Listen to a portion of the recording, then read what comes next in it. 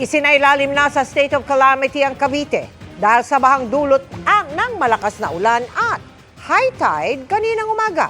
Mula sa kawit ng Katutok Live, si John Consulta. John? Mel, pahirapan ang pagkilos ng ilan sa ating mga residente dito sa Kawit, Cavite. Ito'y dahil nga sa kanilang naranasang mula tuhod hanggang dibdib na baha.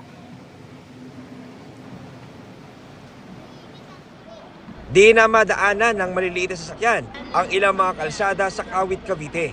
Lubog sa baha ang halos lahat ng 23 barangay ng Kawit, tulad ng barangay Panamitan na umapaw na ang ilog sa sobrang laki raw ng volume ng ulan na bumagsak ngayong araw na sinabayan pa ng high tide. Ang 25 anyos na si Jolina, kabuwanan na ngayong July, pero kinailangan daw lumusong sa baha para pagkakitaan ang kanyang mga pasan na ginawang kakanin. Lalo kahirap yung sitwasyon? Sobra po. Lalo pag walang makain ka na. Kaya kailangan magtinda po. Kahit baha na po. Pinasok na ng baha ang loob ng ilang mga bahay sa Kawit. Kaya ang mga gamit ni Mang Leslie nakaangat na sa mas mataas na lugar kanina pang alas 4 ng madaling araw. Kaming dalawa ng misis ko, ginising ko na rin yung pinsan ko na mag-aangat ng mga paninda. Tapos yung mga rep namin, inangat na rin namin. Sa gitna ng aming pag-iikot, nakakasalubong namin ang isang bandang ito na sinuong ang baha at ulan para ipagdiwang ang kapistahan ng Kawit ngayong araw. Panata namin sa Kapitan, sa Santa, sa Magdalena. Sa kataring bayan ng Noveleta, nagmistulang parking lot na ang mataas na kalsadang ito sa dami ng mga sasakyang nakaparada sa magkabilang panig na kalsada para lang di malubog sa baha.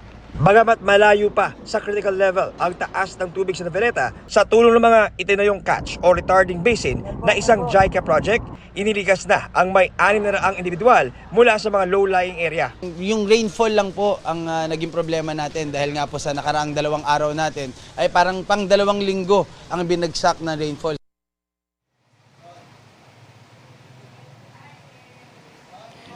Mel, mula nga dito sa aking kinaroroonan sa partikular sa may bahagi ng barangay Tabon 2 ay makikita natin sa ating vantage point itong ang patuloy na pag-ulan at paglalakad ng ating mga kababayan sa baha.